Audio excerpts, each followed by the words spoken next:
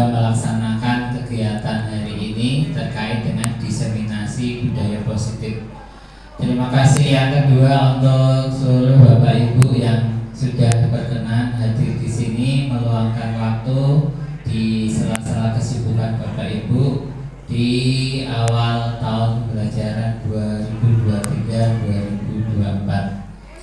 2023-2024. Bapak Ibu yang kami hormati, seperti yang sudah tertera di depan Bapak Ibu, kita sudah mengalami beberapa kali berbagai macam kegiatan terkait dengan apa yang akan kami sampaikan. Di PMM sudah pernah Bapak Ibu terima mungkin ya, sambil melihat video, mempelajari, dan juga mungkin sudah melakukan aksi nyata. Tapi tidak ada salahnya kami sampaikan kembali sebagai penguatan Bapak Ibu, supaya nanti sesuai dengan tujuan dari diseminasi ini, supaya budaya positif ini nanti bisa kita aplikasikan di sekolah ini, bisa kita terapkan mulai dari diri kita sendiri masing-masing di kelas masing-masing, terutama Bapak Ibu wali kelas, dan juga di pelajarannya masing-masing untuk Bapak Ibu guru mata pelajaran. Kesuksesan dari pelaksanaan budaya positif di sekolah nanti sangat bergantung kepada seluruh warga sekolah, terutama Bapak Ibu guru dan juga dari Ibu kepala sekolah, di mana nanti kalau kita gerakkan secara massal ini kegiatan yang mengarah pada budaya positif, insya Allah akan membawa kebaikan untuk kita semua. Baik Bapak Ibu, tidak usah terlalu lama, langsung saja karena nanti slide-nya banyak sekali. Kita mulai saja. Bapak Ibu, perlu kami sampaikan bahwa diseminasi modul 1.4 budaya positif adalah tugas dari diharapkan nanti setelah kita pelajari budaya positif, kita akan menciptakan sekolah ini yang menyenangkan umumnya, walaupun mungkin ada beberapa nanti kasus khusus, tapi pada umumnya sekolah adalah tempat yang menyenangkan. Nah, apa peran kita Bapak Ibu? Peran kita, salah satu peran guru di sekolah adalah bagaimana menciptakan lingkungan yang positif yang mendukung tumbuh kembangnya kebiasaan-kebiasaan baik yang akan membentuk karakter-karakter baik bagi warga sekolah, dan pada akhirnya akan terbentuk budaya positif di sekolah. Nah, taman tadi yang menyenangkan tadi akan terwujud jika lingkungan kita positif, bukan lingkungan yang istilahnya toksik, beracun kayak begitu. Jadi dengan positif anak-anak ini tidak merasa banyak tertekan atau merasa tidak betah kayak begitu, sehingga diharapkan nanti kita bisa menciptakan lingkungan yang positif tersebut, sehingga siswa ini merasa betah dan merasa senang untuk belajar. Nah, sebelum kita masuk ke materi-materi Bapak Ibu, ada beberapa pertanyaan, nanti mungkin Bapak Ibu bisa menyampaikan pendapatnya. Yang pertama, apakah hukuman efektif mendisiplinkan murid? Apakah mereka menjalani hukuman dengan kesadaran diri atau dengan keterpaksaan? Apakah penghargaan atau hadiah mampu memotivasi murid? Sampai kapan atau sampai di mana keefektifan pemberian penghargaan memotivasi murid? Kemudian yang terakhir, adakah cara lain untuk mendisiplinkan murid agar timbul motivasi internal? Mari kita pikirkan Bapak Ibu pertanyaan-pertanyaan ini, dan mungkin ada yang mau menyampaikan pendapat dulu sebelum nanti kita masuk ke materi. Saya sambil menyampaikan kebijakan. Ini modelnya bebas Bapak Ibu, sesuai dengan pendapat. Boleh setuju, boleh tidak. Oke. Monggo dari beberapa pertanyaan ini mungkin satu atau dua jawaban dari pertanyaan yang ada kami persilakan. Bapak Ibu yang mau menyampaikan pendapatnya. Pak Win, baru 10 menit yang lalu. Atau ini kelihatannya lagi menyampaikan. Terima kasih pada Sigit atas waktunya. Saya akan menanyakan tentang kata hukuman ya Pak. Jadi hukuman itu yang ada di pikiran kita itu sudah negatif. Meskipun tidak semua hukuman itu negatif. Jadi sebenarnya kan ada dalam bahasa Inggris itu reward and punishment. Jadi sebenarnya hukuman itu ya tidak harus yang menyakiti, tidak harus yang membebani, tidak harus yang melukai. Tapi kita sudah terbiasa dengan kata, wah dihukum ini. Kalau dihukum itu mesti kan kesannya tidak menyenangkan. Padahal hukuman itu ya mungkin salah satu hal yang bisa digunakan untuk ketika misalkan orang sedang berjalan tidak pada relnya, maka diluruskan. Tapi tentu saja dengan cara-cara yang baik. Nah, ini bagaimana kita mengubah mindset kata hukuman itu menjadi tidak semengerikan atau semenakutkan yang terjadi sebelumnya. Jadi orang itu kalau mendengar kata hukuman itu mesti hal-hal yang negatif. Padahal kan dalam rangka meluruskan, dalam rangka membuat anak itu menjadi baik, dalam rangka misalkan ada hal-hal yang kurang baik kemudian diatur supaya baik, itu kan sebenarnya dalam tanda kutip ya hukuman juga, tapi mungkin caranya yang baik. Nah, bagaimana membuat mindset baik guru atau anak itu tidak lagi memikirkan bahwa hukuman itu adalah hal yang mengerikan, hal yang menakutkan, atau yang melukai kita semua. Terima kasih. Ya, terima kasih Pak Taufik sudah menyampaikan pendapatnya. Intinya kalau yang saya tangkap ya Pak, kalau salah bisa dikonfirmasi ulang, hukuman itu tidak selalu jelek kayak gitu, ada juga hukuman yang baik, itu menurut Pak Taufik. Kemudian bagaimana mengubah mindset dari kita semua bahwa hukuman itu juga bisa membawa kebaikan, gitu coba Pak Taufik ya. Ya, terima kasih Pak Taufik. Mungkin satu lagi Bapak Ibu dari 5 pertanyaan ini ada yang mau menyampaikan pendapat tadi?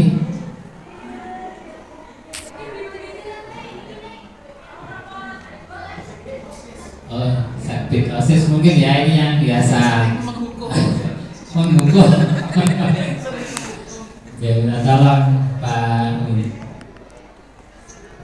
Kata-kata hukuman ya, meskipun mungkin ada kata lain yang kita kadang dengar ada sanksi, tapi kalau tidak ada hukuman itu kadang entah itu kesepakatan atau peraturan yang ada di kelas itu agak disepelekan Pak, begitu. Jadi mungkin karena kemarin kita pernah mengonsep tidak boleh ada kata hukuman di dalam kelas, misalnya tanggung jawab untuk kebersihan kelas dan lain sebagainya. Ternyata ada anak-anak yang tidak melaksanakannya dengan sadar diri, ya kan ini. Akhirnya malah dari mereka sendiri, Bu, ayo Bu, berikan hukuman bagi yang tidak melaksanakan apa gitu. Senang deh, Bu. Senang deh. Iya, saya sendiri, aduh, kita itu tidak boleh mengatakan ini hukuman, tapi kenyataan yang di lapangan karena mungkin ini sudah jadi budaya dari mereka, pendidikan di terdahulunya, akhirnya memunculkan daripada tidak melaksanakan, coba berikan hukuman apa untuk yang tidak melaksanakan kesepakatan kelas, misalnya tadi membersihkan atau tugas piket itu Pak. Jadi yang mau saya munculkan ini kan apakah hukuman yang efektif mendisiplinkan murid?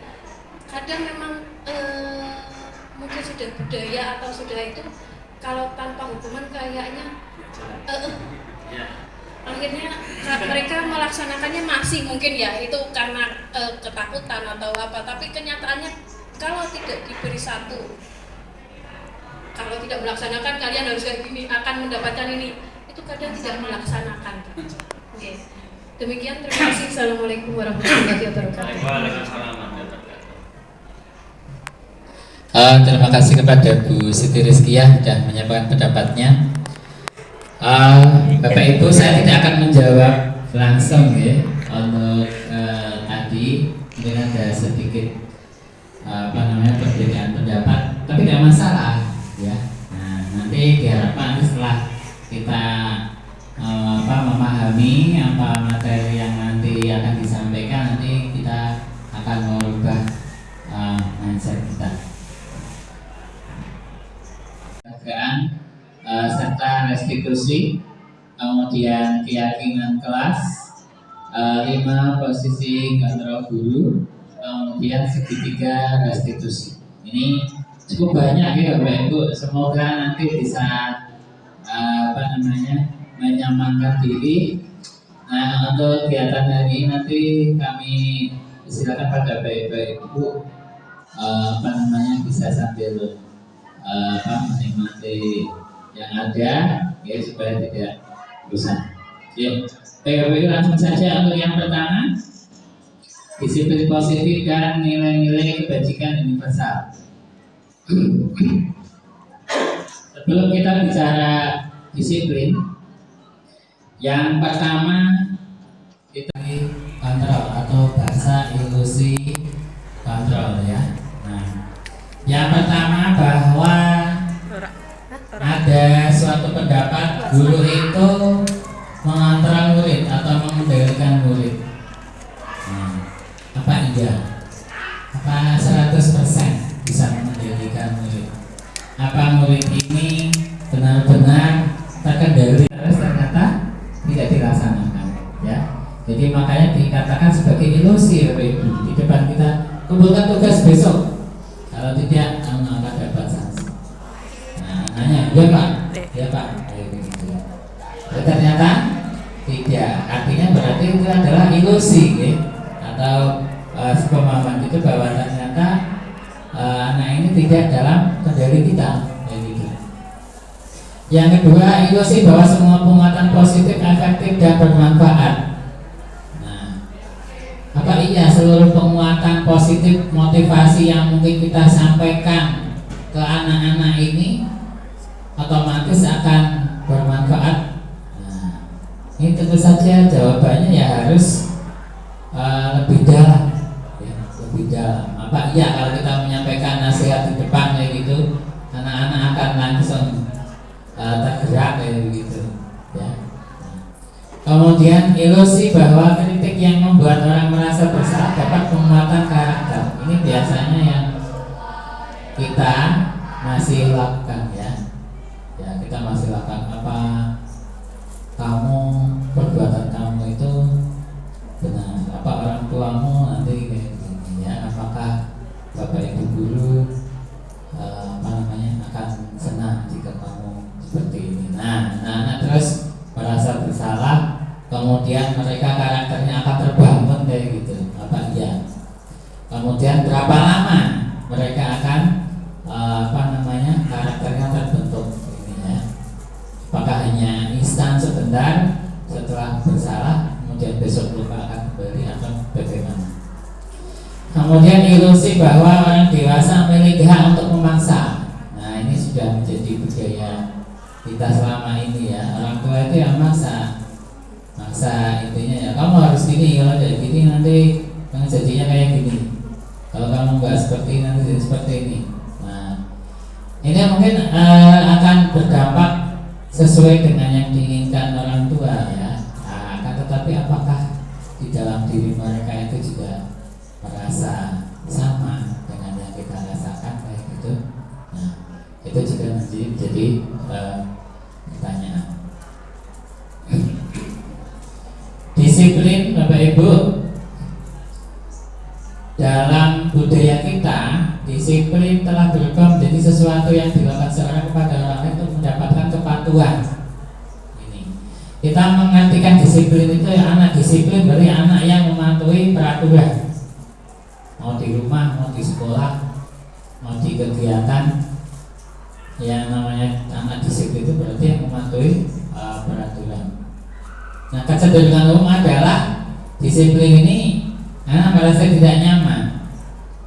Tidak nyaman dalam arti ini dia tidak datang dari dirinya sendiri, ya. Dia semata-mata disiplin karena takut mendapat hukuman, seperti itu. Bukan dengan apa yang kita hargai atau pencapaian suatu tujuan mulia. Jadi di dalam diri anak tersebut melaksanakan disiplin ini karena takut, ya. Tapi kalau saya nggak gini nanti saya kena hukuman ini. Kalau nggak gini nanti gini. Bukan, dia dalam dirinya itu bukan, oh saya akan disiplin karena saya ingin menjadi manusia yang baik kayak gitu. Iya, bukan kesadaran dari dalam diri. Ya, ini yang sudah menjadi budaya kita kayak gitu. Oke. Saya kira sama, baik murid produk lama maupun produk yang kemarin-kemarin itu sama Bapak Ibu. Nah, apakah bisa memunculkan dari diri? Ya nanti bisa, tapi mungkin akan lama. Makanya kita perlu bergerak sekarang, ya, setahap demi setahap. Tidak mungkin instan akan berubah. Nah, untuk yang berikutnya, disiplin dari salah satu pengertiannya dari bahasa Latin yang artinya belajar, ya, disiplina. Kemudian makna yang dimaksud adalah disamakan dengan disiplin diri. Disiplin diri membuat orang menggali potensinya menuju sebuah tujuan yang mulia dan dihargai. Jadi sebetulnya makna disiplin yang tepat ini adalah bagaimana seseorang itu membangun diri, menggali potensinya sendiri untuk mencapai tujuan yang mulia. Jadi dia melaksanakan kepatuhan itu karena memiliki tujuan yang mulia, bukan karena takut hukuman. Ini mungkin secara sekilas dari luar sama, ya, sama. Yang beda ya tahunya dari anak itu sendiri kayak begitu. Tapi insya Allah kita bisa Bapak Ibu, ya, cuma tidak instan. Mungkin pelan-pelan dari takut akan hukuman nanti menjadi disiplin diri yang sadar dan ingin mencapai tujuan yang dihargai dan tujuan mulia. Nah, pengertian yang lainnya disiplin adalah kemampuan memerintah diri sendiri dalam mengatur dan menguasai diri untuk memilih tindakan yang mengacu pada nilai-nilai yang kita hargai dengan penuh tanggung jawab tanpa pemaksaan atau perintah dari orang lain.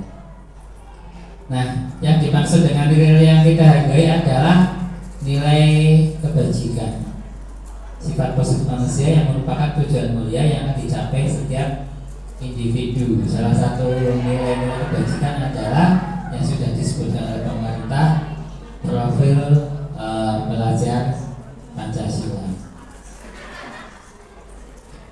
Lanjut. Nah, kita lanjutkan. Nilai-nilai kebajikan universal seperti yang disampaikan tadi adalah sifat-sifat positif manusia yang merupakan tujuan mulia yang ingin dicapai oleh tiap individu. Nilai tersebut bersifat universal dan lintas bahasa, suku, bangsa, agama maupun latar belakang. Nilai-nilai kebajikan yang ingin dicapai oleh setiap anak Indonesia kita kenal dengan profil belajar Pancasila. Beriman, bertakwa kepada Tuhan Yang Maha Esa, berakhlak mulia, mandiri, benar kritis, berkebinaan global, bergotong royong dan kreatif. Jadi ada banyak sekali nilai kebajikan universal Bapak Ibu yang sudah kita yakini. Nah, untuk para pelajar kita, karena kita seorang guru, maka fokus kita nanti nilai kebajikan universal yang ingin dimunculkan dari dalam diri anak kita adalah profil pelajar Pancasila.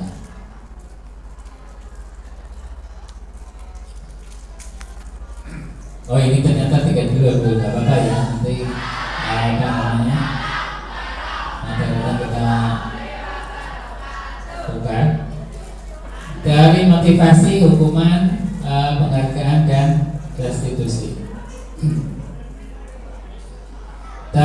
motivasi perilaku manusia.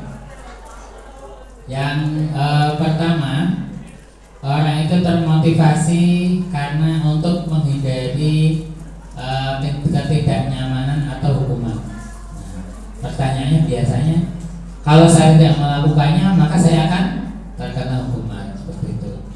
Kemudian motivasi yang kedua, dari motivasi yang kedua adalah untuk mendapatkan imbalan dari orang lain. Biasanya kita punya motivasi karena ada imbalan. Nanti kalau saya begini, nanti akan saya dapatkan sekian begini, ya, gitu. Kemudian teori motivasi yang ketiga adalah untuk menghargai diri sendiri.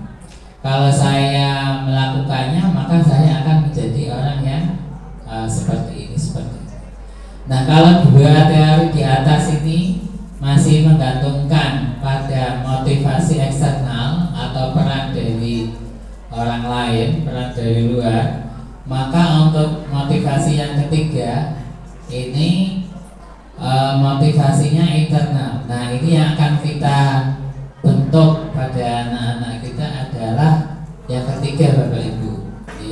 Jadi memunculkan motivasi internal yang nantinya akan menimbulkan disiplin positif.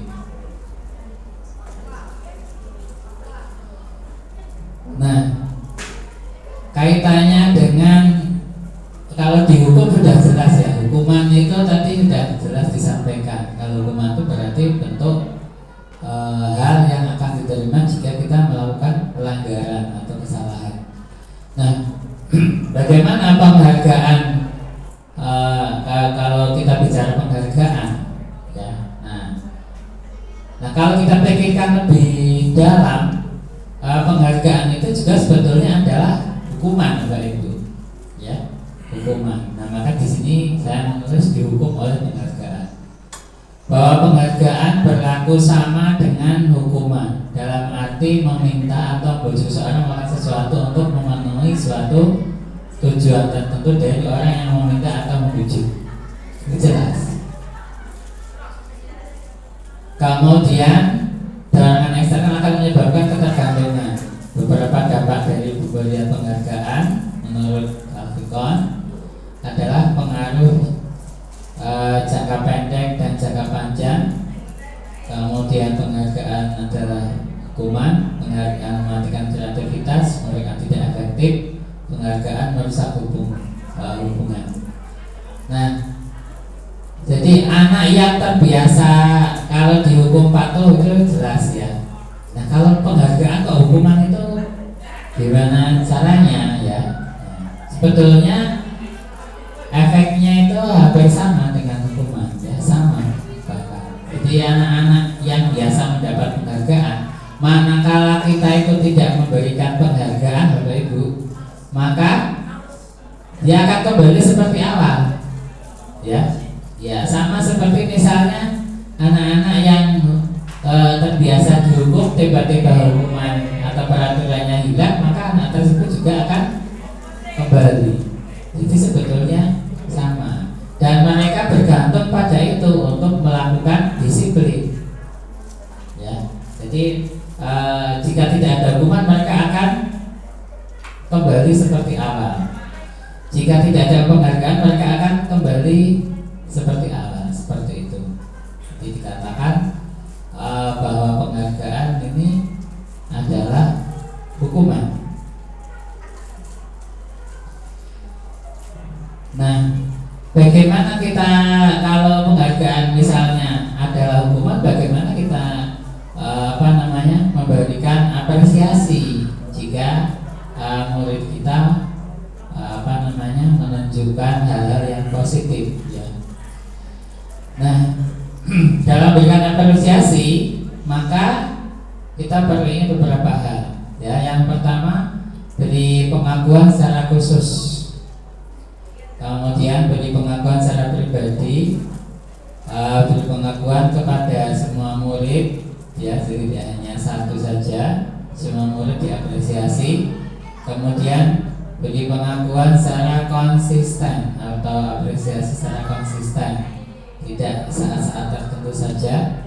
Kemudian yang terakhir, fokus pada proses.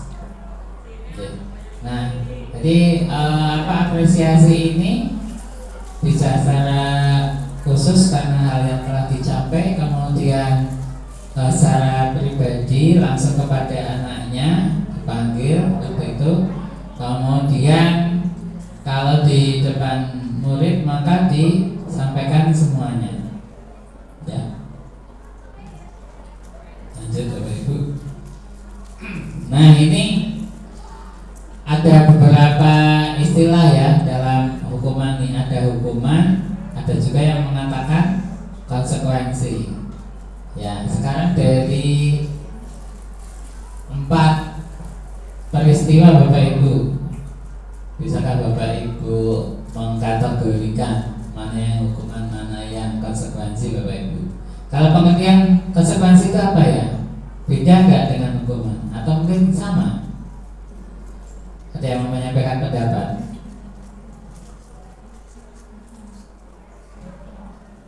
Konsekuensi tak menjawab. Pak sekolah bisa ya? Dekat ya? Dekat dengan tanggung jawab Bapak Ibu, konsekuensi. Kalau hukuman kan resiko kayak begitu ya, resiko. Nah, kalau konsekuensi perlu disuruh tidak Bapak Ibu? Ya, kesadaran. Harusnya kesadaran. Ya, tapi kita bisa mengarahkan ke sana kayak gitu ya. Nah, misalnya kamu tahu salahnya, nah, terus bagaimana kayak gitu ya. Nah, itu konsekuensi. Tapi sebelumnya sudah ada nilai-nilai yang berlaku umum kayak begitu ya, jadi konsekuensi. Oke. Mungkin ada yang mau menyampaikan pendapat Bapak Ibu dari 1, 2, 3, 4 biar saya nggak ngomong sendiri. 1, 2, 3, 4. Nomor 1. Ya, monggo Bu Ika. Amin. Assalamualaikum warahmatullahi wabarakatuh. Waalaikumsalam. Terima kasih Pak Sigit atas waktunya. Kaitannya dengan perbedaan hukuman dan konsekuensi. Tadi seperti yang disampaikan Bu Nurlin, konsekuensi itu bagian dari bentuk tanggung jawab ya. Misalnya sudah melakukan sesuatu, ya konsekuen harus, misalnya seperti nomor 2 itu termasuk konsekuensinya kalau sudah menumpahkan minuman, ya berarti harus membersihkan sendiri kan gitu ya. Mungkin menurut saya gitu. Kalau yang nomor 1 tadi saya nyebutnya hukuman. Hukuman itu resiko ya, sudah terlambat, sudah ada resikonya, ada aturan misalnya yang sudah diterapkan, lari ke lapangan, misalnya gitu Pak. Itu menurut saya itu contoh nomor 1 dan 2. Nomor 3 juga kalau menurut saya juga konsekuensi, tidak mengerjakan di rumah tugas ya, kemudian dikerjakan di perpus. Ini itu Pak menurut saya perbedaan antara hukuman dan konsekuensi. Barangkali yang Ya, yang lain ini Bapak Ibu ada yang menyampaikan?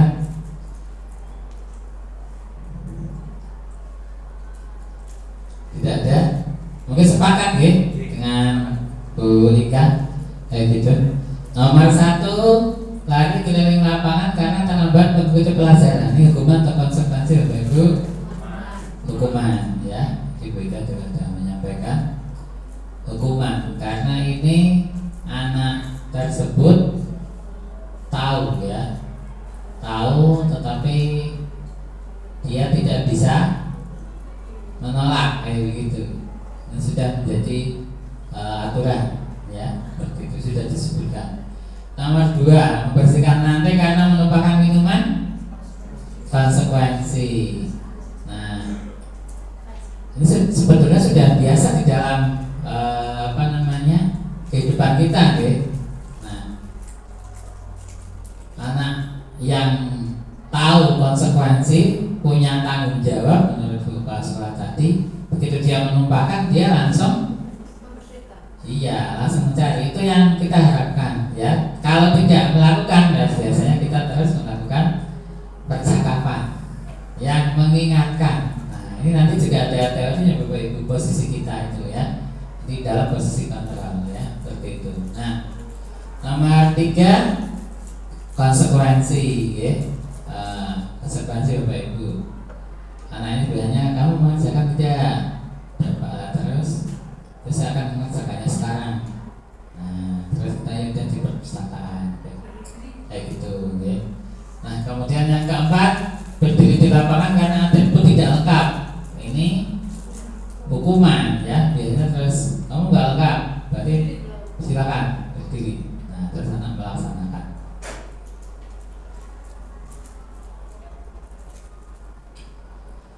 Nah, ini bisa dibaca ini Bapak Ibu, antara hukuman dan konsekuensi ya, teorinya.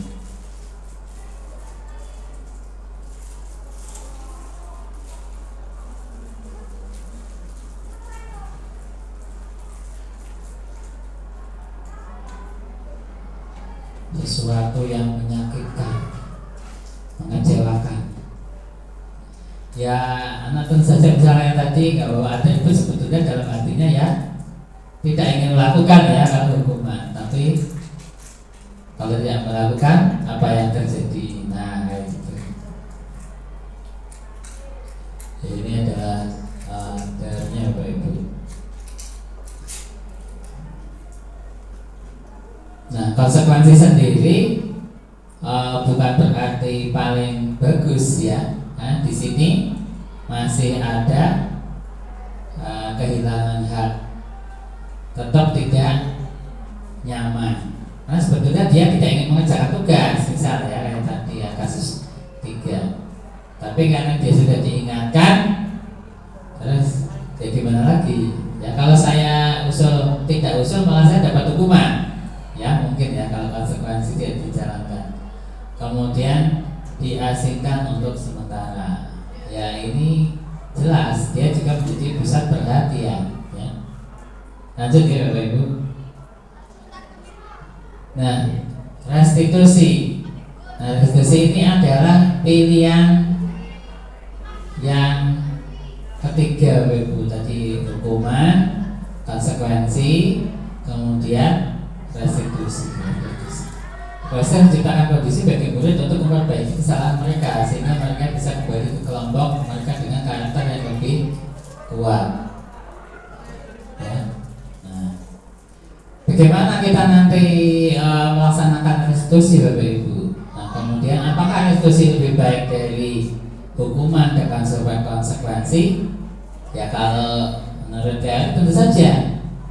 Ya, nah, dipraktekkan ya insya Allah akan lebih baik, karena di sini yang pertama ini nanti akan ada tahap-tahapannya ya. Nah, yang pertama mereka disadarkan dari kesalahannya, kemudian mereka diyakinkan ya, diyakinkan, kemudian mereka memunculkan solusi sendiri dari kesalahan yang mereka lakukan. Nah, sebagai guru bagaimana? Sebagai guru nanti akan melakukan posisi kontrol ya. Nanti akan kita bahas. Ini ciri restitusi Bapak Ibu sebagai pilihan yang diharapkan nanti dilaksanakan oleh Bapak Ibu guru. Daripada kita melaksanakan hukuman atau konsekuensi, maka kita diharapkan melakukan restitusi. Bukan menebus kesalahan, tapi belajar dari kesalahan. Kemudian perbaiki hubungan, tawaran, bukan paksaan. Restitusi menuntut untuk melihat ke dalam diri anak. Kemudian restitusi mencari kebutuhan dasar yang mencari tindakan, yang mendasari tindakan. Restitusi diri adalah cara yang paling baik ya. Fokus pada karakter, bukan tindakan. Fokus pada penyelesaian. Kemudian memberikan murid yang berbuat salah pada kelompoknya. Ya, kalau dihukum anak konsekuensi seperti yang tadi disampaikan, dihukum itu akan mengecilkan mereka akan menjadi pusat perhatian. Tapi dengan restitusi mereka bisa kembali ke kelompoknya dengan keadaan yang baik. Lanjut, ini adalah perbandingan hukuman, konsekuensi, dan restitusi.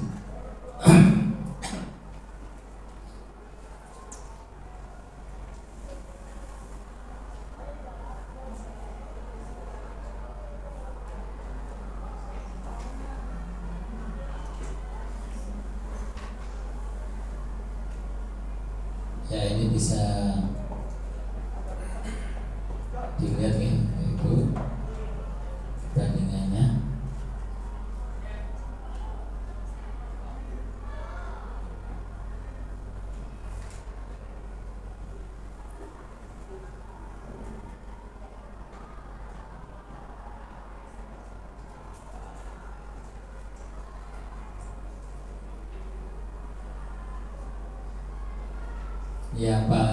Yang menarik ada korban mendapatkan keadilan kali hukuman. Kemudian kalau konsekuensi korban bisa diabaikan atau tidak diperhitungkan. Kemudian kalau restitusi korban mendapatkan ganti.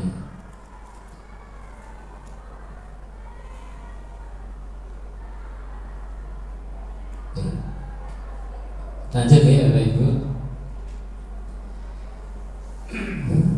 Nah, untuk melaksanakan restitusi tadi Bapak Ibu, maka salah satu langkah dari kita sebagai guru dan juga pengajar ya, maka kita perlu memiliki keyakinan kelas terlebih dahulu, yang mana nanti keyakinan kelas ini akan kita jadikan suatu landasan di dalam kita melaksanakan restitusi Bapak Ibu. Kalau kita melaksanakan restitusi tetapi kita tidak punya keyakinan, ya seperti kita akan mengadakan pembinaan tapi kita nggak punya dasar-dasarnya, ya, karena nanti dengan keyakinan ini anak ini akan dikembalikan kepada keyakinannya yang sudah disepakati bersama di dalam kelas. Jadi nanti dasar dari restitusi adalah keyakinan kelas. Kita memiliki nanti keyakinan, ya. Anak-anak sendiri punya keyakinan, dari masing-masing anak kemudian nanti akan diwujudkan dalam keyakinan kelas. Oke, ini adalah dasar dari nanti pelaksanaan restitusi Bapak Ibu. Jadi sesuai di sekolah kita kemarin sudah dihimbau untuk wali kelas pertama kali masuk untuk membuat keyakinan kelas. Sudah dilaksanakan Bapak Ibu? Sudah, alhamdulillah ya. Dilaksanakan, nanti terus kita tempelkan di kelas di depan. Nah, keyakinan kelas ini nanti yang bagus yang bagaimana? Nah, nanti akan kita bahas di sini, ya. Kurang lebihnya seperti apa, isinya seperti apa. Tidak hanya tiba-tiba langsung muncul, misal menghormati orang lain. Nah, terus menghormati orang lain itu yang seperti apa, kayak gitu ya. Keyakinan kelas kita jujur itu berarti yang mencakup apa saja, kayak gitu. Itu kan anak-anak kita harus tahu, ya. Jadi dari nilai-nilai yang dimunculkan dari anak-anak ini, kemudian peraturan-peraturan yang ada, kemudian nanti terakhir adalah muncul keyakinan kelas, Bapak Ibu, ya. Nah, keyakinan kelas ini akan kita gunakan manakala ada permasalahan pada diri murid, sehingga kita bisa mengembalikan mereka ke keyakinan mereka yang sudah disepakati. Baik, mengapa keyakinan kelas, ya, bukan peraturan kelas? Nah, ini sama seperti kalau kita misal punya pertanyaan ya sebelum kita menjawab ini, bukan peraturan tentang keyakinan. Nah, ada pertanyaan, mengapa para pekerja di pekerjaan konsumsi ya, gampang tukang batu kayak begitu ya, memiliki peraturan memakai helm saat bekerja? Ya, apa yang mendasari peraturan tersebut? Ya. Nah, kemudian yang lain misalnya, mengapa ada aturan tidak boleh mengambil barang milik orang lain? Ya, kenapa kita memiliki peraturan itu? Kan ada yang mendasari, ada nilai-nilai yang mendasari kita terus memunculkan peraturan seperti itu. Ya, jadi nanti keyakinan, ya kalau kita namakan keyakinan. Kira-kira apa Bapak Ibu? Nomor yang pertama ini, nilai-nilai apa yang mendasari munculnya peraturan memakai helm? Mengapa kita harus memakai helm kayak begitu? Nah, untuk keselamatan Bapak Ibu. Nilai-nilainya adalah keselamatan. Yang lain mungkin kesehatan. Ya, dengan selamat juga menjaga kesehatan karena ada kemungkinan debu atau apa ya, kayak gitu. Yang pertama adalah keselamatan. Yang kedua Bapak Ibu, mengapa tidak boleh mengambil barang milik orang lain? Oh, dosa. Ya. Dosa itu termasuk kata positif maupun negatif Bapak Ibu. Negatif ya. Nah, kalimat positifnya apa ini? Kata positifnya kira-kira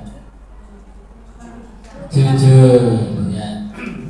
Atau bisa dikatakan menghormati mungkin ya. Nah, menghormati, menghargai orang lain. Karena kita menghargai orang lain, kita menghormati, maka kita tidak mengambil barang milik orang tersebut sembarangan. Kayak gitu, kita harus ngomong dulu dan lain sebagainya. Oke. Nah, jadi yang mendasari peraturan ternyata adalah nilai-nilai Bapak Ibu ya.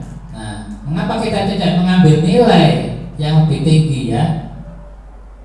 Mengapa tidak mengambil nilai saja daripada peraturan kayak gitu? Soalnya kalau nilai-nilai berarti lebih dalam ya, lebih dalam daripada peraturan. Kalau kita baca peraturan kan sekilas saja ya, oh ya tidak boleh ini, tidak boleh ini, tidak boleh ini, tidak boleh ini kayak begitu ya, harus ini, harus ini. Tapi kalau keyakinan, oh iya, saya tidak boleh begini karena ini, iya norma.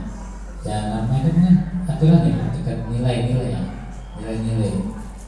Nah, mengapa saya harus memakai seragam? Ya, mengapa saya harus berkata yang baik? Itu okay. Nah, tidak hanya karena peraturan. Karena peraturan berarti levelnya masih cetek kayak begitu ibaratnya ya. Tapi kalau yakin, oh saya harus bicara dengan baik, tidak bicara kasar kepada teman saya karena saya menghargai teman saya. Itulah yang diharapkan muncul. Nah, ini yang tadi sudah disampaikan. Menurut Gosen, satu keyakinan akan lebih memotivasi seorang dari dalam atau memotivasi secara intrinsik. Itu tadi sudah kita sampaikan. Kalau kita memiliki keyakinan, maka kalau kita meyakini misal pakai helm ya, pakai helm itu untuk keselamatan, bukan karena ada polisi atau takut ditilang, maka kita tanpa disuruh itu kita akan pakai helm, ya otomatis gitu, pasti pakai helm. Ya mungkin Bapak Ibu ada yang sama dengan saya enggak ya? Nah, kalau saya ke warung masih tetangga itu pakai motor juga pakai helm, kan sudah kebiasaan. Nah, lain halnya dengan yang tidak memiliki nilai keselamatan tadi Bapak Ibu. Sukar ya, sumu kayak begitu, abon, nggak keren. Ya, maka saya lebih baik pakai kacamata hitam saja terus naik motor ya, kaget. Toh tidak ada polisi. Nah itu ya Bapak Ibu, itu yang bedanya tadi ya antara keyakinan dengan peraturan. Kalau peraturan itu yang penegaknya nggak ada, maka kita akan melanggarnya. Tapi kalau keyakinan kita nggak ada polisi, mau ada polisi tidak ada polisi, kita tetap pakai helm. kita yakin dengan pakai helm akan mengurangi dampak kalau kita misal kecelakaan seperti itu ya Bapak Ibu. Keyakinan kelas adalah nilai kebajikan dan prinsip universal yang disepakati secara tersirat dan tersurat, lepas dari latar belakang suku, bangsa, negara, bahasa maupun agama. Nah, ini tadi sudah kita sepakati ya. Kalau untuk murid kita maka nanti dikaitkan dengan P5 ya, nilai kebajikannya. Prinsip-prinsip keyakinan kelas. Nah, keyakinan kelas bersifat lebih abstrak atau lebih luas daripada peraturan. Kalau peraturan itu konkret, kalau keyakinan itu akan membawai beberapa aturan ya.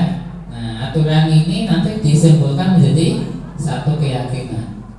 Keyakinan kelas berupa pernyataan universal seperti yang disampaikan mungkin tadi adalah keselamatan, kayak gitu ya.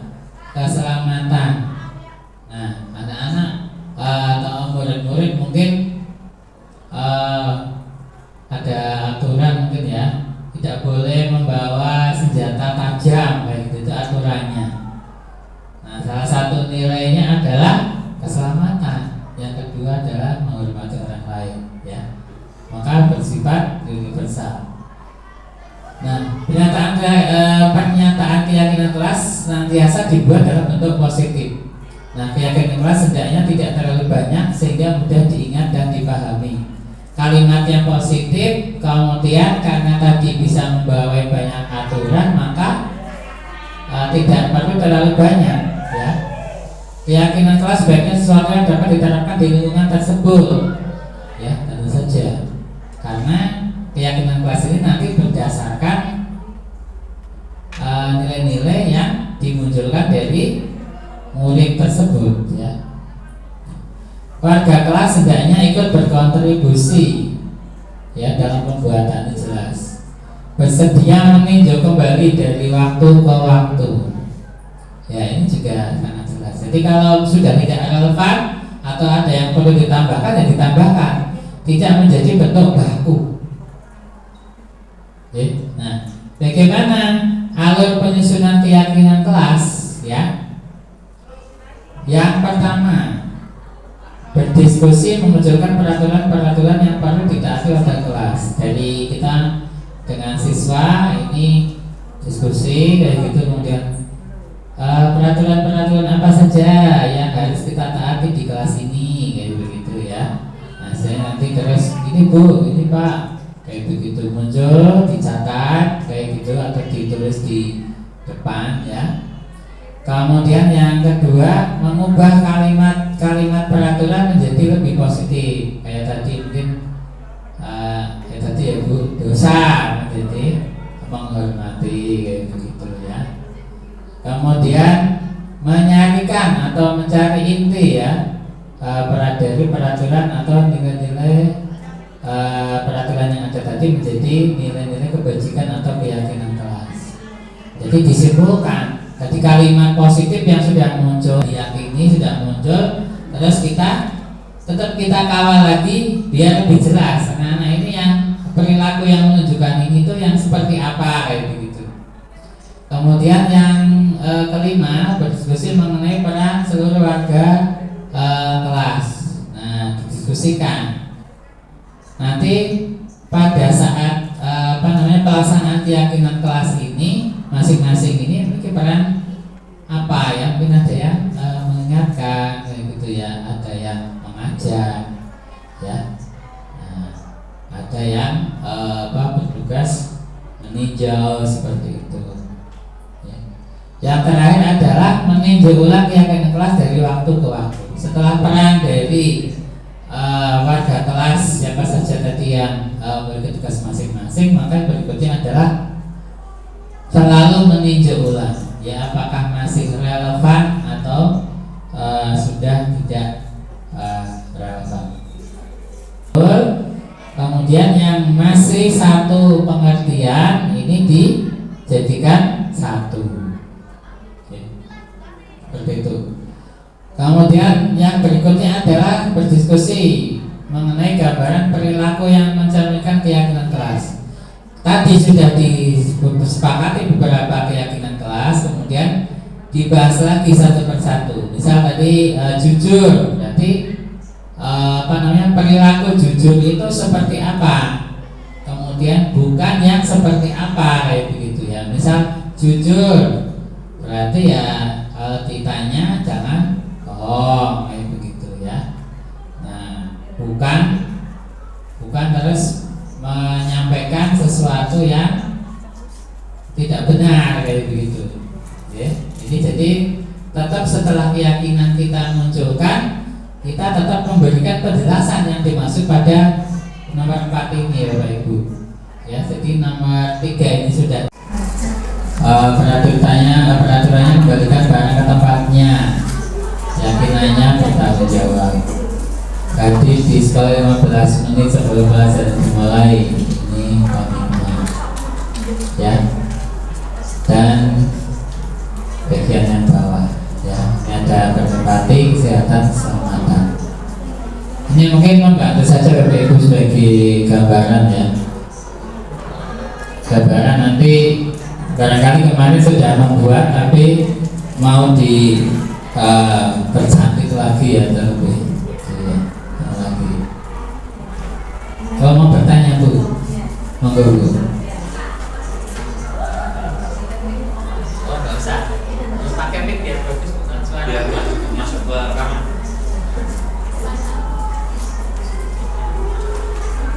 Terima kasih Pak Sigit atas waktu yang diberikan untuk saya terkait dengan keyakinan kelas.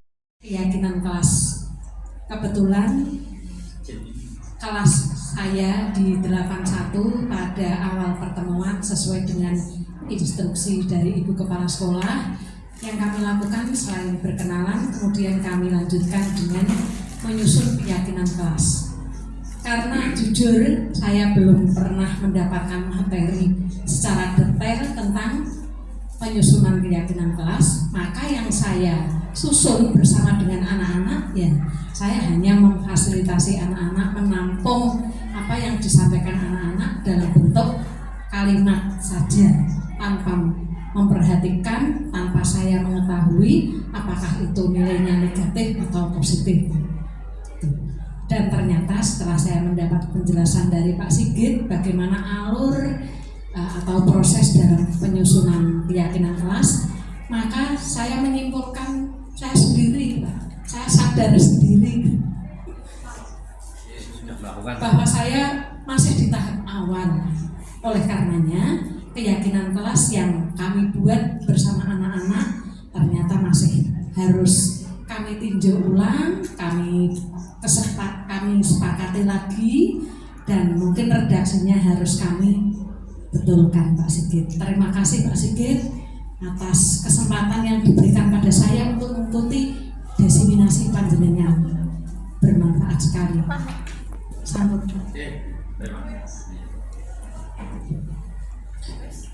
Terima kasih Bu Asna telah menyampaikan hal yang sudah dilaksanakan. Sudah bagus Bapak Ibu, sudah melaksanakan, sebetulnya tidak ada yang salah ya.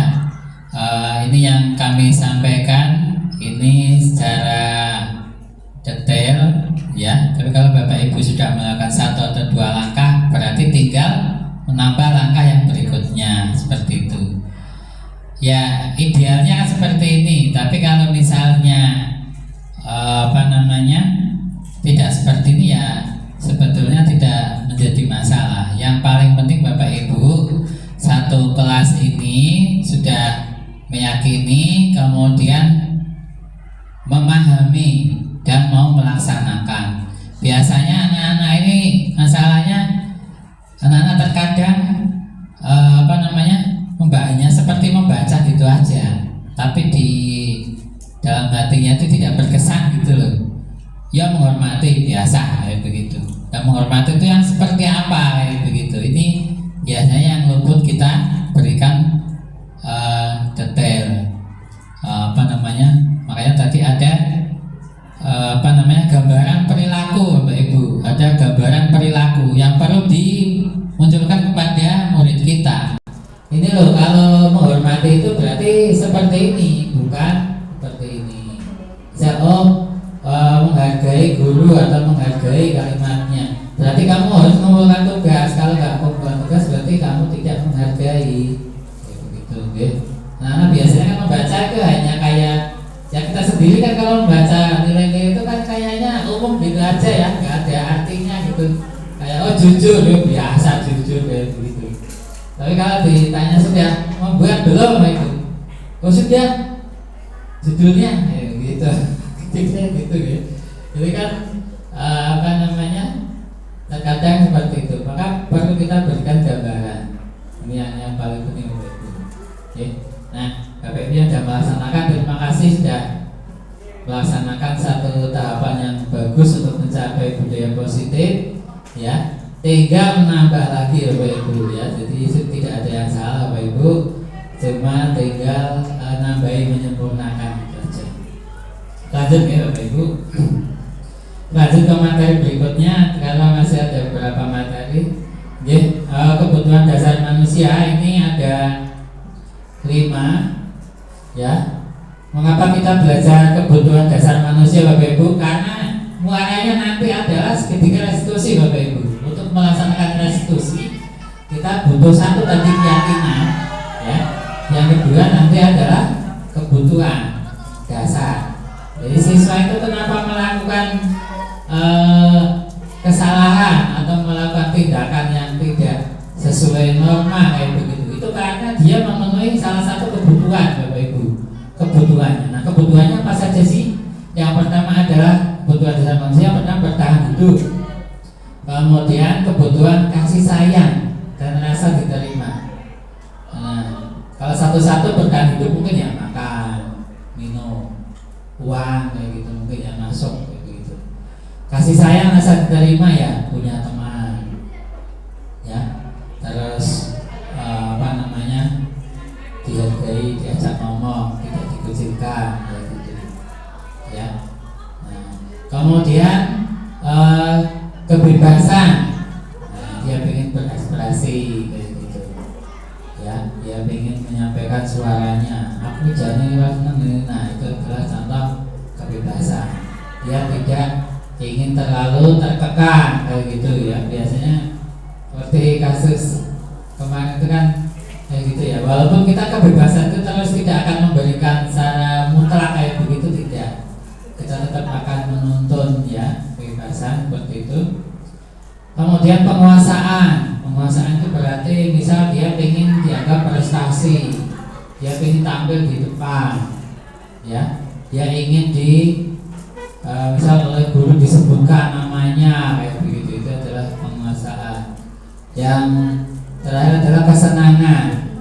Nah, kesenangan ini tidak bosan, ya, ingin melakukan hal-hal yang disenanginya, yang sebetulnya mirip dengan kebebasan, tetapi kalau kesenangan ini cenderung untuk memuaskan hasrat dari dalam dirinya kayak gitu ya. Ini kebutuhan dasar manusia. Ini perlu kita ketahui karena nanti anak ini sebetulnya melakukan tindakan yang nyeleneh misal itu kenapa ya? Karena dia memenuhi kebutuhan yang mana, dasar yang mana, seperti itu Bapak Ibu. Nah, ini contoh kasus ya, sudah pernah disampaikan tapi kita sampaikan kembali supaya mengingat saja Bapak Ibu.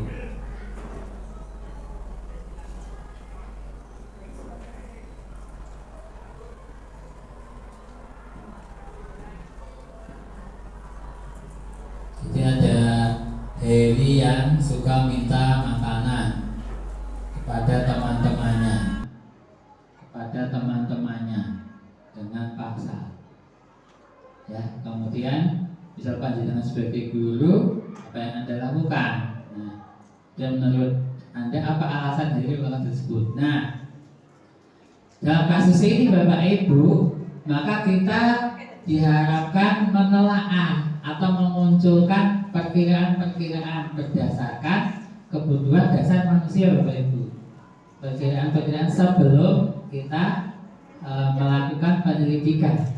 Ya, jadi itu sudah ada tebakan Ada perkiraan. Oh ini kenapa ya? Kenapa kayak begitu? Nah ini Bapak Ibu kira-kira yang dibikinkan oleh Ibu Heni.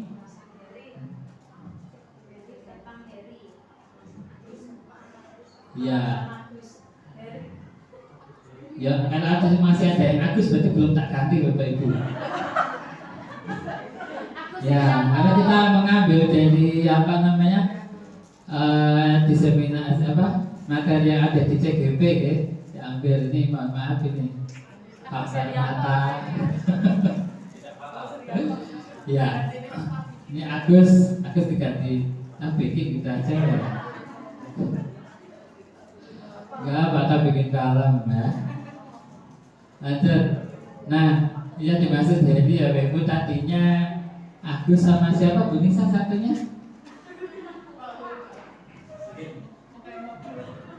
Iya, lupa ya.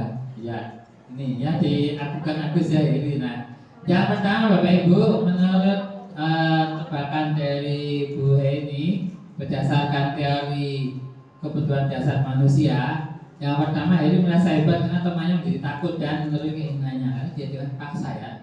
Nah, dia dengan penguasaan. Oh, aku ki preman iki ya, di kabeh aku. Aku sing kuasa nang ini. Nah, kayak begitu. Ya. Kemudian tebakan yang kedua, Heri lapar dan orang tuanya tidak membawakan bekal makan siang. Oh, itu bertahan hidup. Jadi Heri ini minta dengan paksa karena dia kelaparan. Orang lapar biasanya suka marah-marah. Ya. Yang marah belum tentu lapar, tapi kalau lapar biasanya marah-marah ya, karena tensinya naik. Lanjut, yang ketiga, jadi ingin diperhatikan teman-temannya, oh, ya, ini cuma salah cara saja, dia ingin diperhatikan.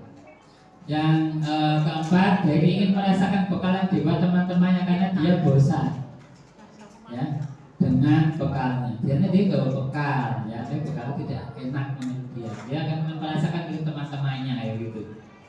Nah, yang kelima, jadi hanya iseng. Nah, karena dia iseng terus dia senang kalau temannya marah-marah ya, kalau kesal, janggal itu dia menikmatinya. Mungkin agak jiwa ya. Nah, ini adalah tebakan berdasarkan teori kebutuhan dasar manusia Bapak Ibu. Nah, nanti untuk tahu ya berarti pada saat restitusi Bapak Ibu ya. Untuk tahunya itu kita restitusi. Kita bisa menebakkan, kalau orang nanya diem aja kita bisa pakai lima-limanya ini kita keluarkan. Ya, jurus kita sudah punya. Oh, apa kamu ini? Apa kamu ini? Kalau anaknya diam saja. Syukur-syukur anaknya mau ngomong. Ini yang diharapkan. Ini teori tadi ya Bapak Ibu. Nah, dunia berkualitas itu yang seperti apa? Nah, tempat khusus dalam pikiran seorang. Dia memang gambarnya realisasi dari semua yang diinginkan. Berisi orang-orang hal apa saja yang terbaik dalam dunia dan merasa bahagia dan terpaling kebutuhan dasarnya. Ini dunia berkualitas bagi masing-masing orang ini akan berbeda. Okay. Lanjut Bapak Ibu. Nah, dalam kita melakukan restitusi Bapak Ibu, jadi sebetulnya tadi yang kita bahas nanti arahnya nanti ke restitusi Bapak Ibu. Dalam melakukan restitusi, maka kita akan melakukan posisi kontrol dulu ya. Nah, nanti sebetulnya ada berapa macam sih posisi kontrol yang dilakukan oleh guru kayak gitu ya. Jadi kita sudah biasa melaksanakan ini Bapak Ibu. Tapi mana yang dasarnya kita lakukan dan mana yang nanti diharapkan akan kita lakukan sebagai guru ya. Yang pertama Bapak Ibu, penghukum Bapak Ibu. Nah, penghukum ini adalah penegak peraturan biasanya ya. Nah, ciri-cirinya ini ya, ada suara tinggi, mata melotot, jari menunjuk-nunjuk ya. Nah, kamu tahu nggak salah kamu ya? Sanam saat kayak begitu ya. Sudah tidak mau mendengarkan, ribut lagi dengan temannya. Nah, keluar kayak gitu. Kayak saya itu ya. Saya kemarin Bapak Ibu, semoga ke depan bisa berubah ya. Nah, patuhi aturan saya atau awas gitu. Nah, hasilnya Bapak Ibu, muridnya menjadi pendendam, ya, ya, kemudian atau agresif, ya, agresif itu biasanya melawan, ya, keluar sana, nggak mau, nah gitu, ya, gitu, ya, kayak gitu biasanya ya. Nah, gitu. Terus reaksi berikutnya ya. Makin lama bertambah negatif ya. Nah, dengan adanya adu mulut atau adu tangan ya, seperti itu. Adu mekanik katanya ya. Nah, kalau bahasa gaulnya adu mekanik. Dan adu jotos ya Bapak Ibu. Bahasa gaulnya adu jotos, sekarang adu mekanik. Lanjut. Posisi kontrol guru yang kedua adalah membuat merasa bersalah. Nah, ini biasanya kita juga ini ya. Ya, dan ini saya ciri-cirinya adalah nada memelas, halus, kemudian sedih, namun kata-katanya menyalahkan. Ya. Kamu kok tidak mengumpulkan tugas? Ya. Emangnya perbuatan seperti itu bagus? Ya. Orang tua kamu senang, ya, tidak dosa. Nah, seru ya. Nah terus ya, salah. Makanya jangan. Ibu sangat kecewa sekali dengan kamu. Gimana coba kalau orang tua kamu tahu kalau kamu berbuat begini? Ya, ini tidak keras tetapi menusuk pelan-pelan ya. Itu Bapak Ibu. Nah, dampaknya adalah murid akan merasa bersalah atau gagal identitas ya, identitas gagal gitu. Kemudian rendah diri dan menarik diri dari lingkungan. Oh ya, saya itu kayak bodoh, ya, saya miskin, saya jelek, kayak gitu ya, kayak gitu. Maka, iya, saya tidak berguna. Lebih baik saya keluar saja, kayak gitu ya. Nah, itu nanti. Ada ya yang seperti itu, setelah kita kasih efeknya seperti itu. Kemudian yang ketiga Bapak Ibu, teman Bapak Ibu ya. Nah, posisi kontrol guru sebagai teman. Tadi penghukum, membuat merasa bersalah, kemudian teman. Nah, teman ini akrab. Ini juga ada dari kita ya. Ini biasanya guru yang disebut favorit oleh anak-anak adalah guru sebagai teman posisinya. Nah, bahasa nada suara ramah akrab dan cenderung bersenda guru untuk menghangatkan suasana. Bahasa tubuh merapat pada murid, mata dan senyum jenaka. Ini bisa kita lihat Pak, mohon maaf ya, Pak Amur mungkin itu ya. Sampai mulutnya diajak wisata ya.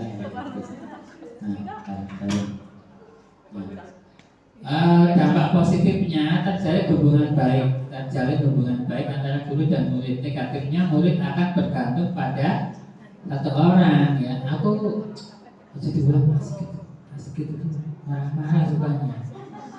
Aku suka jenengan santai. Saya bisa ngomong, bisa curhat kayak gitu. Ya kayak gitu kan biasanya ya Bapak Ibu ya yang terjadi ya.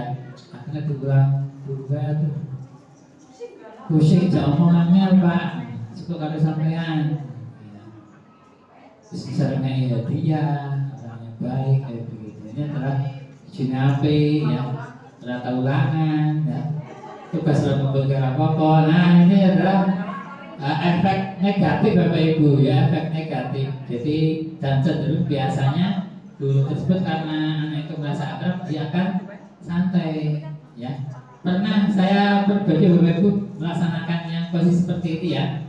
Saat anak ada yang merangkul saya Bapak Ibu ya, luar biasa. Cowok. Pas gitu ya. Disangka saya friend. Ya terus saya jangan ini waktu akrab dengan saja kayak begitu nggak sopan. Ya. Kalau begini nggak. Itu Bapak Ibu ya, teman itu biasanya ya, yang guru favorit ini biasanya. Nah, Kemudian Bapak Ibu yang berikutnya adalah pemantau Bapak Ibu. Nah, lebih di teman adalah pemantau. Pemantau ini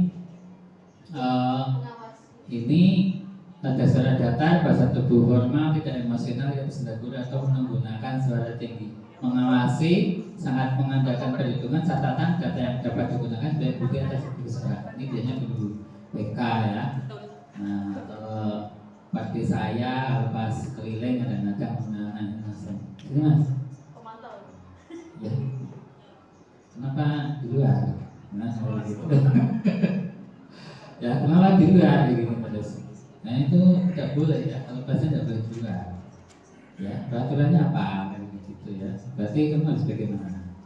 Ya, ayo masuk. Nah, ya begitu ya, Bapak Ibu. Ini adalah pemantau Bapak Ibu.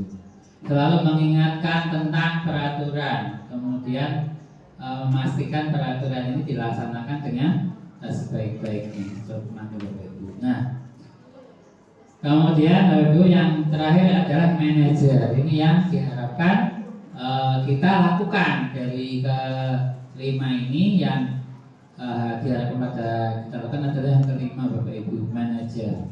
Manajer adalah posisi di mana guru berbuat sesuatu bersama dengan murid, memperkirakan murid bertanggung jawab perilakunya, mendukung murid agar dapat menemukan solusi atas permasalahannya.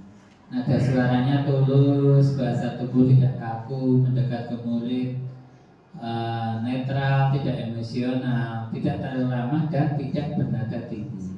Ya, nah ini ideal Bapak Ibu, ideal. Kalau kita sudah pada posisi pemantau, berarti tinggal sedikit lagi Bapak Ibu, tinggal menawarkan atau menggali solusi dari murid Bapak Ibu. Kita sudah menjadi manajer.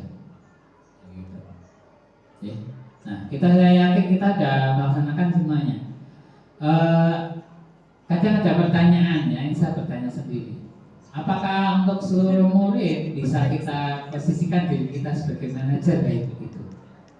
Ya kalau melihat unsur unik manusia ya tidak bisa Bapak Ibu. Ya tidak bisa. Tapi kita minimal berusaha dulu. Ya berusaha dulu menekan kemarahan kita, menekan emosi kita berusaha sebagai manajer. Nah kalau misal tetap tidak bisa ya kita harus melakukan langkah-langkah lain. Oke, begitu.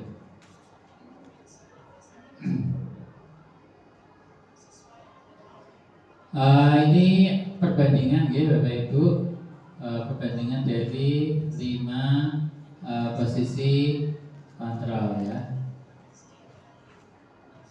Saya tidak mungkin baca satu-satu Bapak Ibu, mengingat waktu.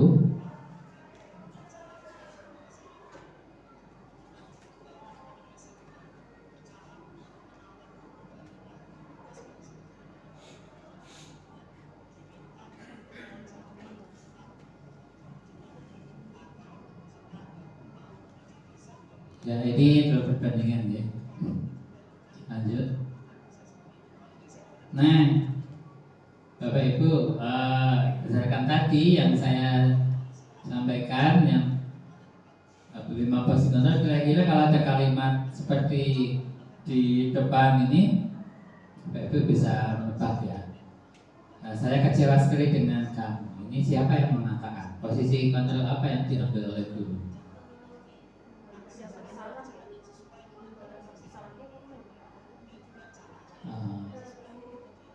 Membuat merasa bersalah. Ya, berarti ada ya kalimat ini ya. Ya.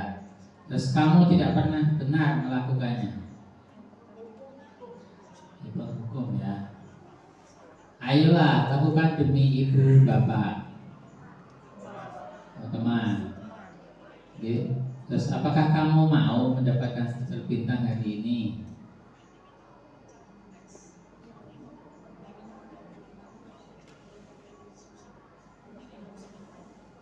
Ya, bagaimana kamu akan menyelesaikan masalah ini? Nah, ini manajer ya. Kita lihat jawabannya Bapak Ibu. Nah, ya, sudah tepat Bapak Ibu ya. Tinggal yang pemantau, apakah kamu mau undang sedikit bintang hari ini. Nah, ini mengingatkan, gitu, mengingatkan. Ya sebetulnya tidak ada kalimat baku Bapak Ibu ya. Tidak ada kalimat baku. Satu kalimat mungkin bisa masuk ke sana kemari, tinggal kalau kita lihat konteks secara keseluruhan ya dari percakapan yang terjadi. Kalau satu kalimat saja mungkin bisa masuk kemana-mana ya. Tapi ini sudah ada yang memang kecenderungan masuk ke posisi tertentu. Ya. Nah, setelah kita pelajari semuanya Bapak Ibu, tiba kita pada inti dari semua yang kita pelajari tadi, yaitu restitusi. Nah, restitusi ini bisa kita lakukan melalui langkah-langkah yang disebut dengan segitiga restitusi Bapak Ibu. Nah, segitiga restitusi seperti apa sih? Nah, ini ada 3 langkah. Yang pertama adalah menstabilkan identitas, kemudian validasi tindakan yang salah, kemudian menanyakan keyakinan. Segitiga restitusi adalah proses menciptakan kondisi bagi murid untuk memperbaiki kesalahannya sehingga karakter mereka lebih kuat ketika kembali kepada kelompoknya. Langkah pertama, menstabilkan identitas. Nah, ini ditunjukkan dengan kalimat-kalimat, oh setiap orang pasti pernah salah. Kamu bukan satu-satunya yang pernah melakukan kesalahan ini. Bapak juga dulu pernah melakukan kesalahan yang sama. Kira-kira seperti itu kalimat yang muncul, menstabilkan identitas sehingga mereka yang pertama adalah keluar dari beban merasa bersalah dahulu yang terlalu dalam itu. Tetap merasa bersalah tapi tidak terlalu dalam. Kemudian yang kedua adalah validasi tindakan yang salah. Kamu tahu kamu salahnya apa, terus kenapa kamu melakukan kesalahan tersebut, apa alasanmu, ya? Nah ini tadi yang kita sampaikan dalam teori kebutuhan dasar manusia. Disinilah dimunculkan Bapak Ibu, ya. Karena ini kenapa melakukan ini? Berarti ada kebutuhan yang tidak terpenuhi. Kebutuhan yang mana Bapak Ibu? Ya. Nah ini pada validasi tindakan yang salah. Kemudian yang ketiga adalah menanyakan keyakinan. Nah keyakinan inilah saatnya penggunaan keyakinan kelas yang sudah disepakati. Ya, ada 3 ini. Nah untuk tahapannya penjelasannya seperti ini.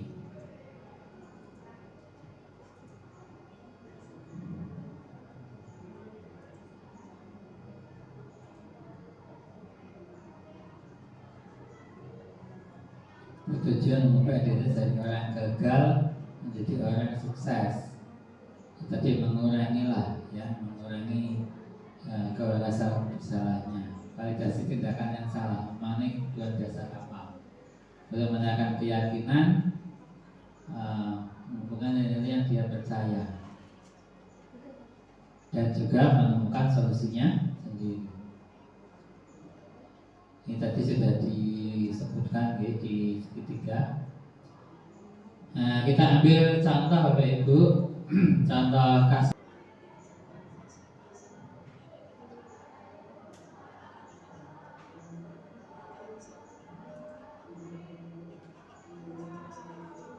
Ya, ini adalah contoh kasus dan penyelesaiannya menggunakan segitiga restitusi. Kira-kira sabar tidak Bu kita melaksanakan ini? Pertanyaannya itu sabar atau tidak? Kita begini masalah sampai selesai gitu ya, langsung panggil langsung, ya hukumanmu ini sudah selesai gitu ya. Nah ini ternyata kita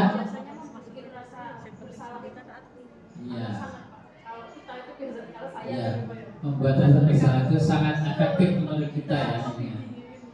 Pembunuh berdarah dingin gitu ya, pelan-pelan gitu ya, menusuk pelan-pelan langsung kayak gitu. Nah ini butuh kesabaran Bapak Ibu ya, butuh kesabaran. Nah,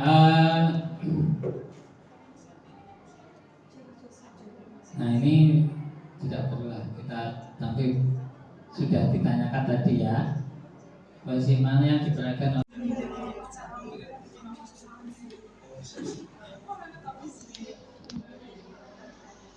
Ya maaf Bapak Ibu sebenarnya data ini sebagai tugas nih, karena mau melaksanakan yang asli mana belum masuk ya, sehingga ini prakteknya adalah Saseno ya. Saseno ini sebagai berperan ya, berperan sebagai murid yang mengalami masalah. Tapi ini ya kayak nonton video zaman kuno gitu ya, saklip kan gitu ya, mungkin mimiknya itu kurang sesuai gitu Bapak Ibu. Nah, ini tidak ya, anaknya mungkin takut kelihatan saya banyak menakutkan ya. Oke, ya maaf ini apa namanya, setengah itu saja. Ya ada Bapak Ibu.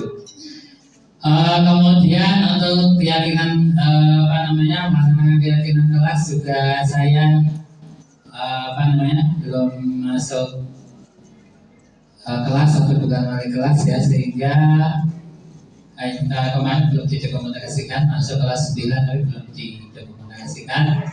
Saya tunjukkan saja ini fotonya Bu Nisa ya, dulu Bu Eka juga sudah melaksanakan, saya yakin sudah melaksanakan ya, contoh dari membuat keyakinan kelas.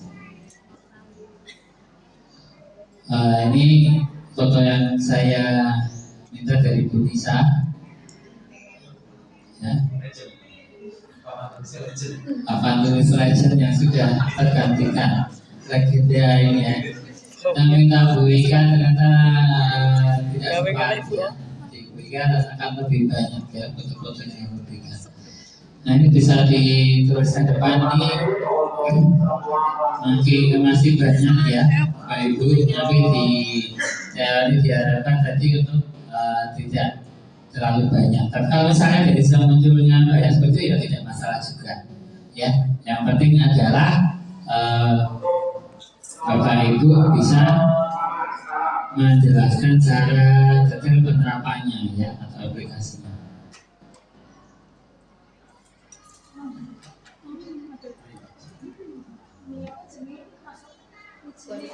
Ya, terima kasih ya. Itu Bapak Ibu.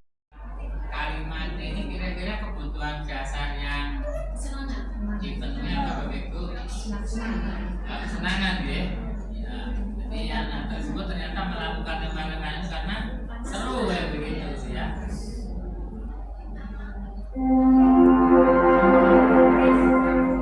Saatnya jam ke-6 dimulai. It's time to begin the sixth lesson. Lanjut ya.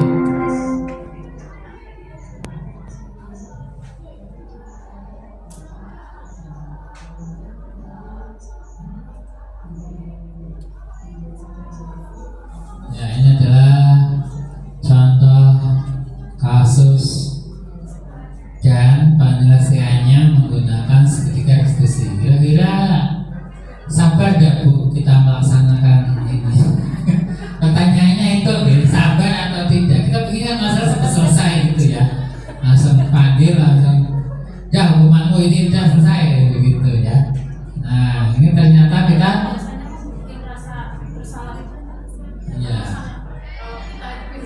ya membuat bersalah itu sangat efektif menurut kita ya. Pembunuh berdarah dingin gitu ya, pelan-pelan gitu ya, menusuk pelan-pelan langsung kayak gitu. Nah ini memang butuh kesabaran Bapak Ibu ya, butuh kesabaran. Nah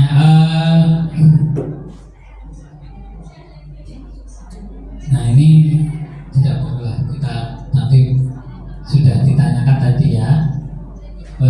yang diperhatikan oleh guru, kebutuhan apa yang bisa dipenuhi, apa yang dikatakan guru kayak begitu ya.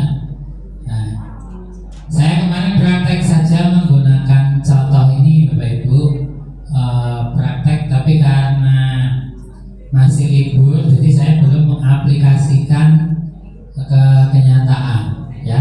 Kita hanya praktek saja. Saya kurang tahu, saya tidak bisa menilai diri saya sendiri ya. Apakah ini sudah tepat atau belum? Monggo ada yang pesan? Aduh maaf ya, terlalu lama. Lanjut, ini contoh saja nggih. Contoh saja Bapak Ibu, ini bukan, tidak ada suaranya sayangnya. Gimana ini?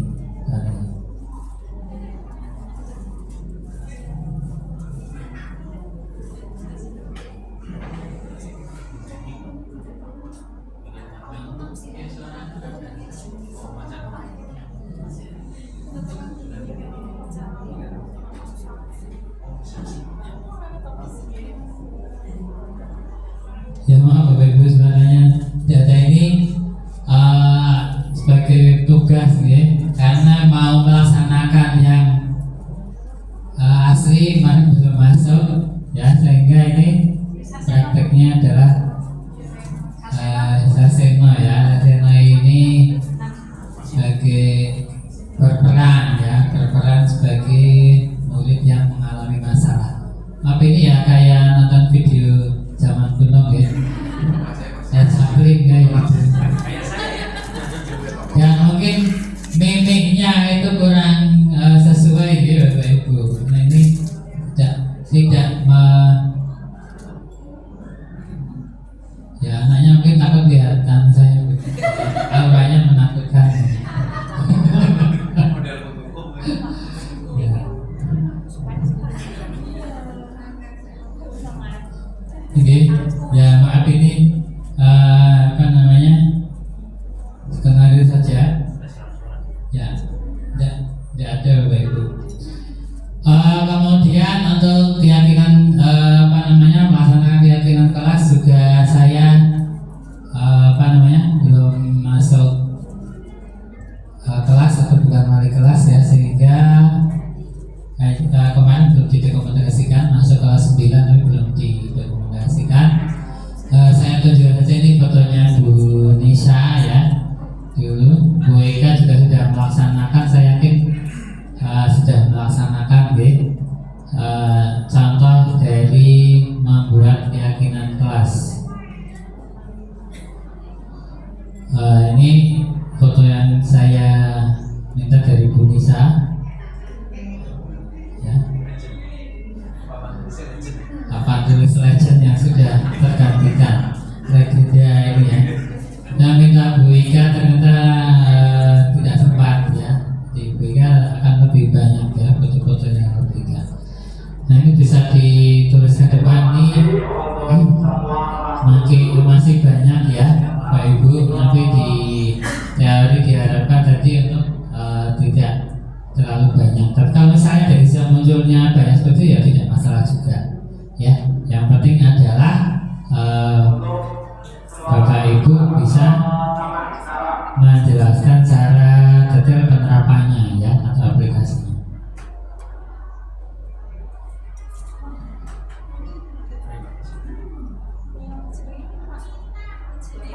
Ya, terima kasih ya. Itu Bapak Ibu apa yang dapat kami sampaikan Bapak Ibu. Kami berharap ya selaku guru penggerak diharapkan pada Bapak Ibu bersedia untuk mencoba, jangan putus asa dulu ya. Kemudian diharapkan tidak susun dulu, paling ngasih foto ya. Nah kalau belum melaksanakan, kemudian yang perlu kita pahami bersama bahwa perubahan tidak bisa instan Bapak Ibu ya. Perlu kita sampaikan berkali-kali kepada siswa, pada murid kita. Tidak mungkin kita sampaikan mereka terus akan melaksanakan keyakinan dengan secepatnya. Baru kita ingatkan, baru kita ajak setiap kali masuk seperti itu, sehingga diharapkan pelan-pelan Nah, untuk perubahan maka mulailah dari diri kita sendiri, mulailah dari diri Bapak Ibu.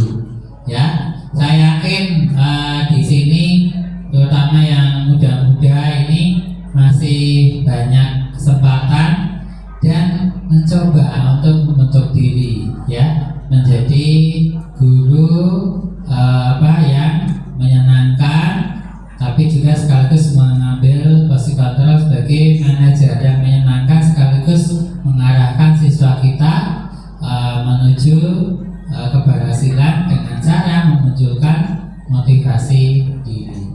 Oke, mari bersama-sama dengan kami Bapak Ibu untuk menciptakan budaya positif di sekolah, mulai dari diri. Ya. Terima kasih Bapak Ibu atas waktu yang diberikan. Mungkin tadi sudah ada testimoni dari atau refleksi dari Bu Asna, ya, di tengah-tengah itu. Nah, untuk yang terakhir mungkin satu orang Bapak atau Ibu yang bisa menyampaikan refleksi kegiatan belajar kita hari ini. Apa yang sudah dilaksanakan tadi, apa yang Bapak Ibu rasakan, kemudian apa yang Bapak Ibu harapkan ke depan akan dilakukan. Monggo mungkin satu orang, ya, apa yang dilakukan, apa yang dirasakan, kemudian apa yang didapatkan dan apa yang akan kita lakukan ke depan. Bu Nisa mungkin, ya, Bu Nisa ini, ya, Nisa. Ya, ini yang sudah melaksanakan yang lebih banyak dari saya ini, ya.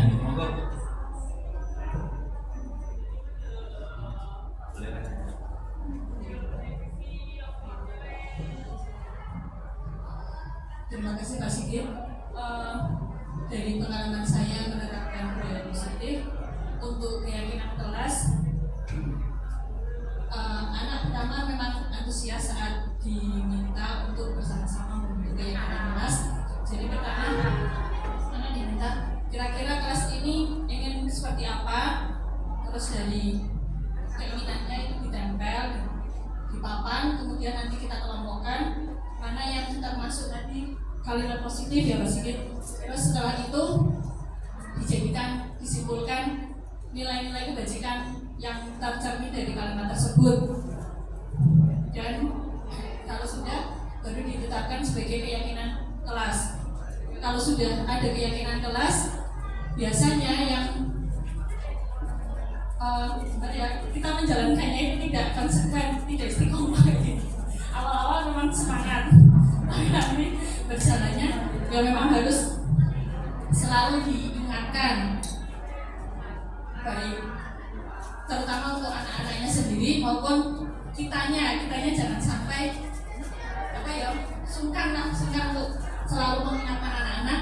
Kemudian untuk praktek segitiga restitusi itu dari 3 langkah yang tadi dijelaskan Pak Sigit, mungkin yang paling sulit itu langkah yang ketiga, yang menanyakan keyakinan.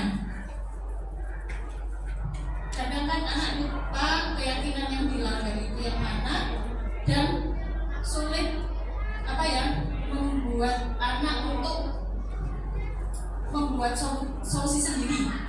Jadi kadang akhirnya kita yang menentukan solusinya. Jadi anak kan misal buat kesalahan, terus alasannya ditanyakan kenapa, kemudian keyakinan mana yang dilanggar kira-kira, yang ini Bu. Terus untuk memperbaiki dari kesalahan tersebut, apa yang akan kamu lakukan? Mesti mikirnya lama itu.